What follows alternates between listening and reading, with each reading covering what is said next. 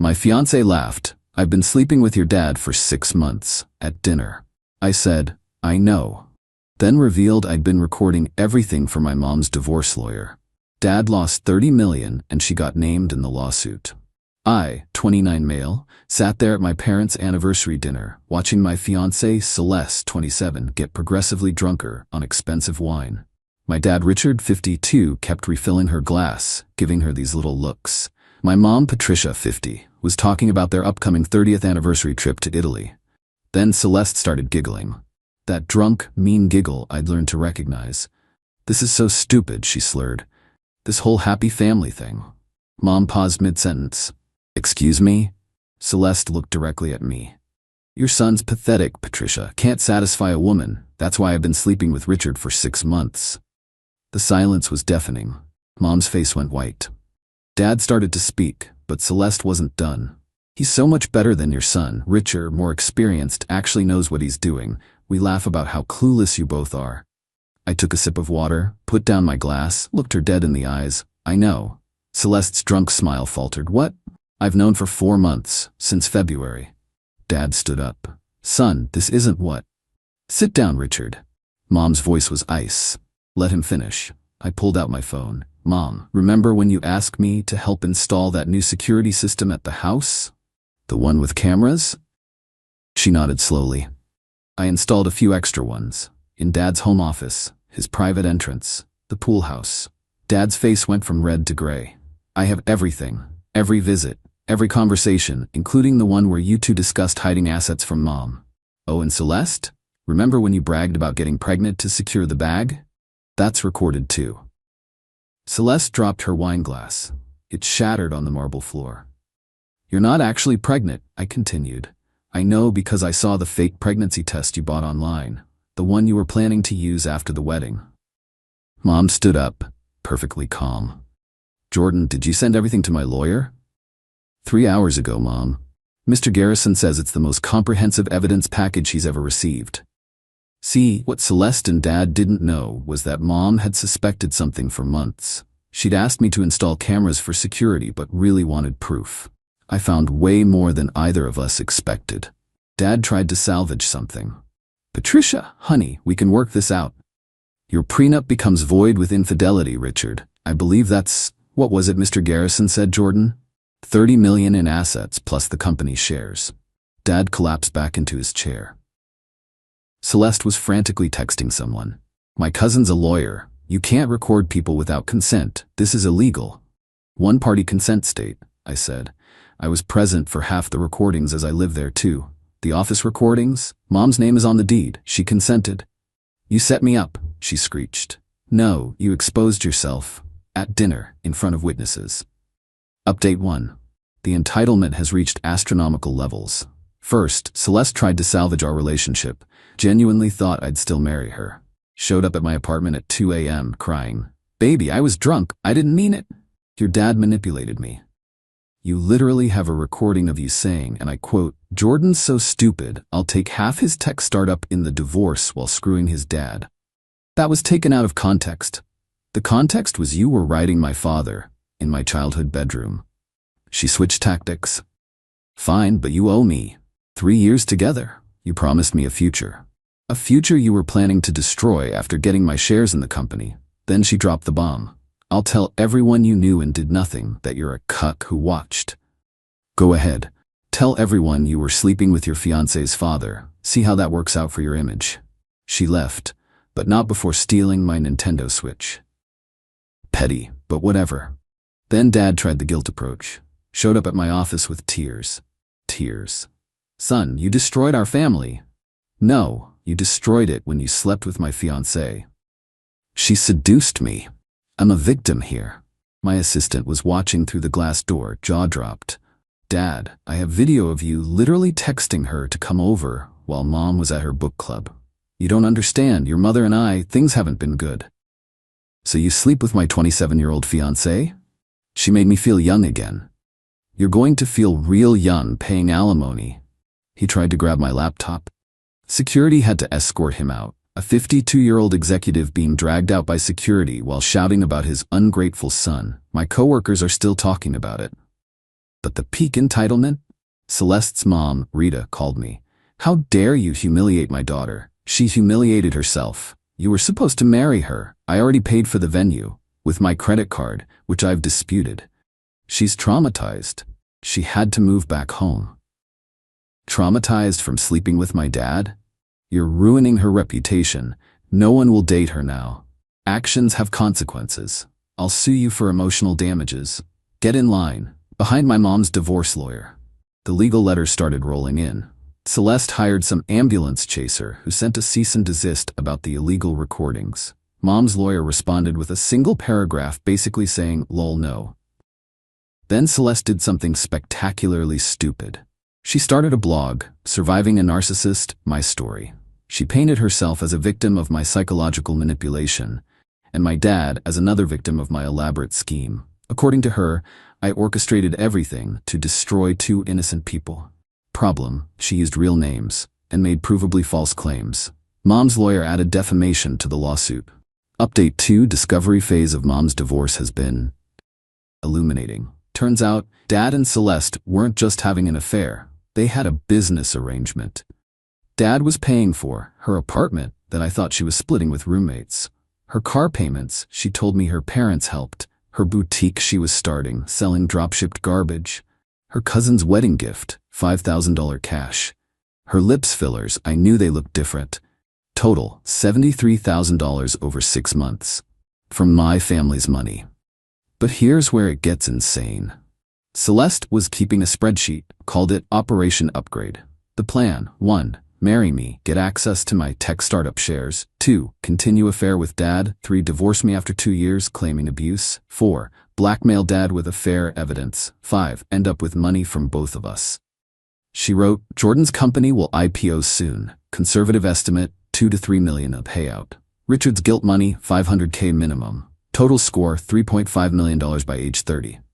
My mom's lawyer is having a field day. But wait, there's more. Dad tried to hide assets, moved $2 million to an offshore account. Problem? He did it after being served divorce papers. That's fraud. Mom's forensic accountant found it in 48 hours. Dad's now looking at criminal charges. His lawyer dropped him.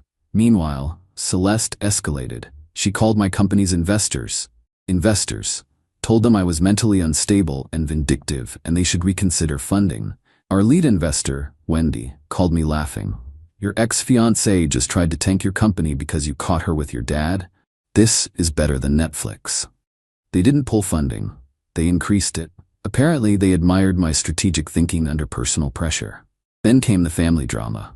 My dad's brother, Uncle Pete, chose sides. Team Dad. Started spreading rumors that Mom was having an affair too. That's why she entrapped Dad. Mom's response? She sued him too.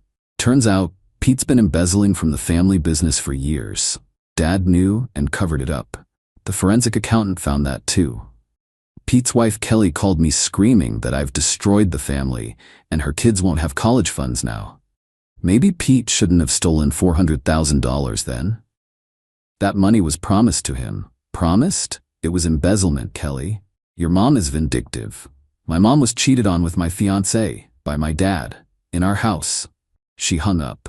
Celeste, realizing the legal bills were mounting, tried a Hail Mary.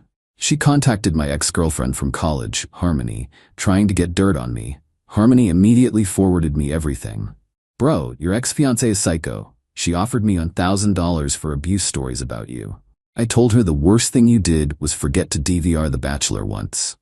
I sent those screenshots to Mom's lawyer too.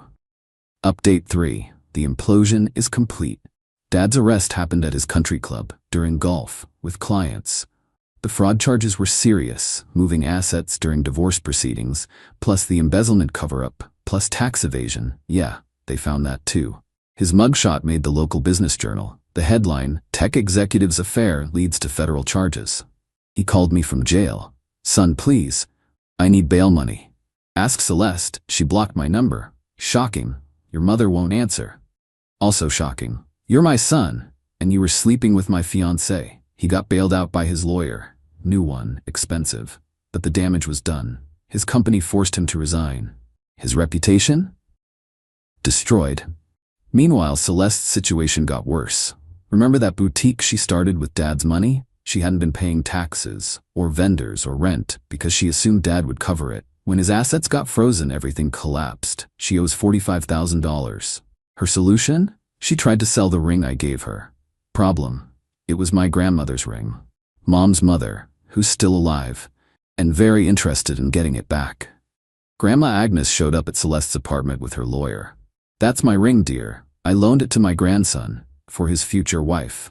You're not his wife." Celeste tried to claim it was a gift. Grandma had receipts, literal receipts, plus insurance documents showing it was a family heirloom on loan. Police got involved. Celeste had to return the ring or face theft charges. She returned it. Grandma immediately gave it back to me. For when you find someone who's not a home-wrecking trash bag, dear. The divorce proceedings have been brutal. Mom's getting the house, worth $4 million, 60% of all assets, full ownership of 3 rental properties, alimony of $15,000 a month. Dad's vintage car collection, total, about $30 million. Dad's left with his 401k and 1 condo. He's 52, jobless, and toxic in the business community. But here's the beautiful karma. Celeste got served too. She's named in the divorce as paramour, and Mom's suing her for alienation of affection. It's a real law in our state. She could owe Mom up to $500,000. Celeste's reaction? She went to Dad's condo, demanding he pay for her lawyer. Dad's new girlfriend answered the door. Yeah, he already moved on. With a 23-year-old bartender named Bambi. Celeste lost it, threw a plant at the door, got arrested for vandalism. Her mugshot's worse than Dad's. Final update: it's over, and the ending is exactly what they deserved.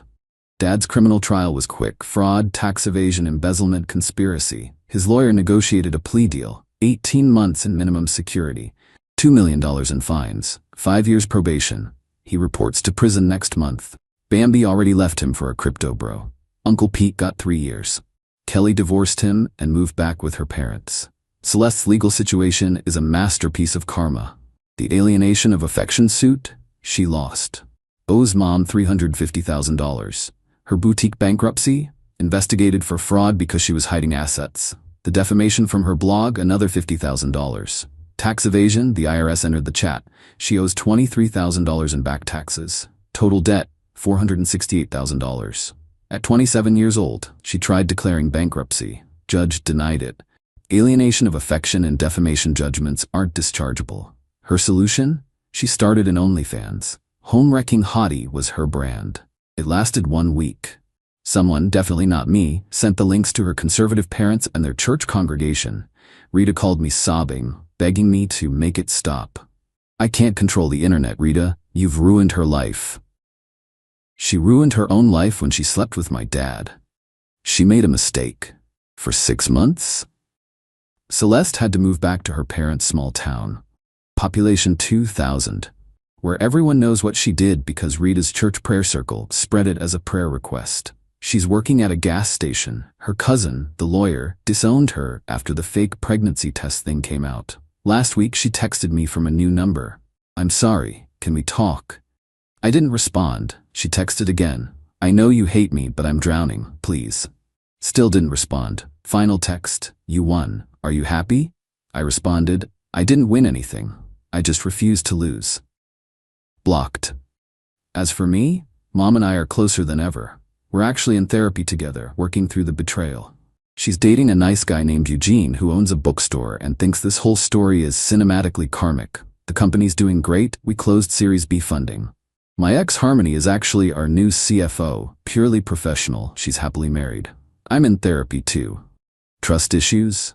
Yeah, you could say that. But my therapist says I handled everything remarkably well considering. Started dating someone new. Her name's Quinn. She's a forensic accountant. We met through Mom's divorce lawyer. She thinks the spreadsheet Celeste kept is the most idiotic thing she's ever seen in her career. Mom kept the house. Dad's stuff is in storage. She's turning his office into an art studio. Dad writes me letters from prison. I return them unopened. Celeste still posts on social media about being a survivor of narcissistic abuse. She gets maybe 3 likes. All from her mom's fake accounts. The last I heard through the grapevine, Dad's learning to play chess in prison. He's lost 30 pounds from stress. Celeste got fired from the gas station for stealing lottery tickets. She's being sued by 3 credit card companies. Her parents are considering kicking her out. She applied to be on a reality show about redemption. They rejected her. Mom's lawyer kept all the evidence in a file, labeled the stupidest criminals ever. He shows it to law students as an example of what not to do. The judge from Mom's divorce case? He wrote a legal blog post about it, names changed. Title: When Hubris Meets Evidence, a case study in self-destruction. To everyone asking why I waited to reveal everything, I needed them to feel safe, comfortable, arrogant enough to admit it publicly. If I'd confronted them privately, it would have been denials and lies. By letting Celeste drunkenly confess at dinner with witnesses while I had months of evidence? Irrefutable. My mom deserved justice. She got it. My dad deserved consequences. He got them. Celeste deserved nothing. That's exactly what she ended up with. Me? I learned that sometimes the best revenge isn't elaborate. It's just letting people face the natural consequences of their actions, with evidence. Lots and lots of evidence. P.S. Grandma Agnes is savage. She sent Celeste a Christmas card to her parents' house. It just said, "Hope you're enjoying small-town life. I hear the gas station is hiring." Oh wait. P.P.S. Mom's using Dad's alimony payments to fund a women's shelter. She named it Fresh Start House. The irony is delicious.